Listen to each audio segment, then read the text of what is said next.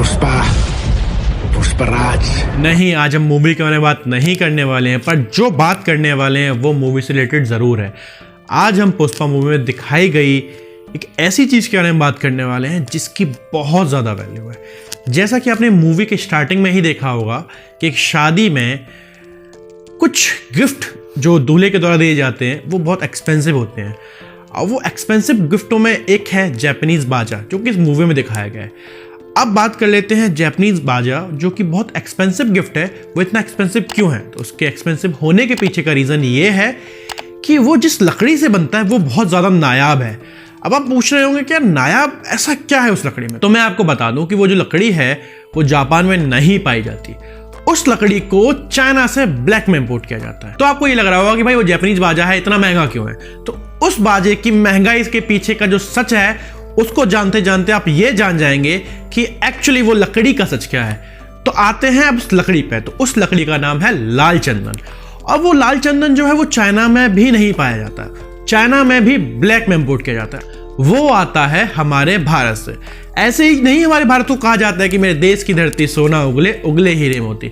Even बिल्कुल हमारे भारत में बहुत सी ऐसी चीजें हैं जो कि सोने से भी ज्यादा महंगी है। हालांकि हमारे भारत देश को बहुतों ने लूटा, लेकिन लूटने के बावजूद भी कुछ ऐसी चीजें हैं ना हमारे भारत से छीन नहीं पाए, जो आज भी इंटरनेशनल मार्केट में बहुत ज्यादा वैल्यू रखती हैं। उसमें ही है एक लाल चंदन। अब मैं आपको बता दूं कि लाल चंदन जो है उसको रक्त चंदन भी कहा जाता है। अब रक्त चंदन क्यों कहा जाता है? तो मैं आपको ये बताना चाहता हूं कि जो रक्त चंदन है उसको इसलिए कहते हैं क्योंकि उसको पाने के लिए बहुत से लोगों ने अपना खून बहाया है, इसलिए उसको रक्त चंदन भी कहा जाता है। अब दिमाग में आ तो रहा होगा कि यार बात तो चल रही है रक्त चंदन की, लाल चंदन की, और बहुत एक्सपेंसिव है। आखिर कितना एक्सपेंसिव है? तो ये जान लीजिए कि जो लाल चंदन की 1 किलो की लकड़ी है उसकी कीमत 25 से 30 हजार रुपए है इंटरनेशनल मार्केट में। और अगर वहीं पर बात करें, एक पेड़ में करीब 25 से 30 किलो लकड़ी पाई जाती है।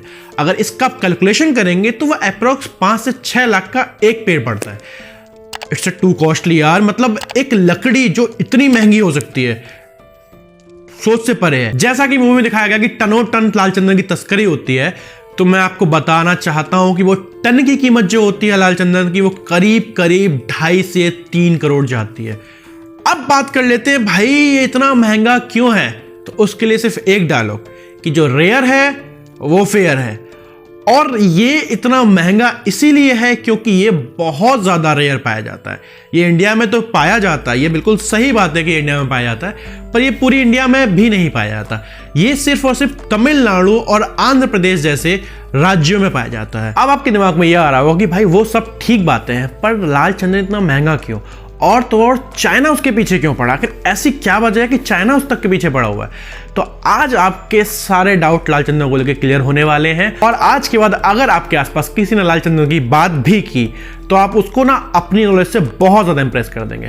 तो इस बात पर चैनल को जाके सब्सक्राइब कर दीजिए और इस वीडियो को लाइक कर दीजिए, क्योंकि कहते हैं कि फ्री का ज्ञान और बक्से में रखा सामान वक्त पे काम नहीं आता। तो अब चलते हैं अपने बैक टू द टॉपिक। जैसा कि हम शुरू में जान चुके हैं कि ये हर जगह नहीं पाया जाता है, आंध्र प्रदेश और तमिलनाडु में ही पाया जाता है। लेकिन मैं आपको ये भी बता दूं कि आंध्र प्रदेश और तमिलनाडु राज्यों में हर जगह नहीं पाया जाता। इसके पाए जाने की कुछ खास जगह हैं, जैसे कि चित्तूर, कडप्पा, नल्लौर और कुर्नूल में फैले सियाचलम की पहाड़ियों में पाया जाता है। अब तो आपको समझ में आ ही गया होगा कि लाल चंदन इतना महंगा क्यों होता है। अगर हम बात करें लाल चंदन के पेड़ की हाइट की, तो इसकी जो हाइट होती है वो 8 से 11 मीटर के बीच की होती है। और तो और चंदन की पूरे विश्व में 16 प्रजातियां पाई जाती हैं, जिसमें से सैंथल एल्बम नाम की प्रजाति है वो सबसे ज्यादा सुगंधित और औषधि युक्त होती है। ऐसे में अगर इसके साइंटिफिक नाम की तरफ नजर डाली जाए तो इसका साइंटिफिक नाम टेरोकार्पोसिस सेंटिनस होता है। और हाँ, इसकी लकड़ी लाल होने के साथ साथ इसमें किसी भी प्रकार की सुगंध नहीं पाई जाती है। अगर हम बात करें लाल चंदन के उगने की, तो जिस प्रकार हर स्टूडेंट का क्लास में जलवा नहीं होता, उसी तरह लाल चंदन को उगाना हलवा नहीं होता। शुक्रिया। तो दोस्तों, लाल चंदन की लकड़ी की खेती करने में कम से कम 30 साल का टाइम लगता है। अगर इसकी खेती जैविक तरीके से की जाए तो ये 15 साल में भी की जा सकती है। अगर हम बात करें लाल चंदन को उगाने के लिए उपजाऊ मिट्टी की, तो वो सभी प्रकार की मिट्टी में उग सकता है। लेकिन रेतीली मिट्टी, लाल मिट्टी, चिकनी मिट्टी और काली दानेदार मिट्टी में लाल चंदन के पेड़ बहुत अच्छी तरह से उगते हैं। अब एक नजर इनके यूजेस पे भी डाल लेते हैं। लाल चंदन का मुख्यतः यूज इत्र बनाने में और दवाइयाँ बनाने में, साथ ही साथ सजावट का सामान बनाने में और कुछ फर्नीचर और कुछ विशेष प्रकार के बाधक यंत्रों बनाने में किया जाता है। साथ ही साथ कुछ लोग इसका यूज प्राकृतिक कलर और शराब बनाने में भी करते हैं। लेकिन शराब के नाम से आप भ्रमित मत हो जाइएगा, शराब के अलावा लाल चंदन का उपयोग बहुत टाइप की औषधि बनाने में होता है। कहते हैं स्किन एलर्जी, एक्जाइमा और सूजन में लाल चंदन रामबाण का काम करता है। अगर आपको एक्जाइमा की प्रॉब्लम है तो लाल चंदन में कपूर मिलाकर उसका लेप बनाकर आप लगाते हैं तो कुछ मिनटों में ही आपको आराम मिलता है। ये तो हम सभी जानते हैं कि सफेद चंदन का यूज जो है ब्यूटी प्रोडक्ट में किया जाता है और सफेद चंदन के लेप से चेहरे पे निखार आता है। लेकिन वहीं अगर हम लाल चंदन की बात करें तो लाल चंदन भी इस दौड़ में पीछे नहीं है। लाल चंदन का लेप भी अगर आप चेहरे पे लगाते हैं तो उससे भी निखार आता है। साथ ही साथ ये कील मुहासों से भी छुटकारा दिलाता है। ये भी रीजन है कि लाल चंदन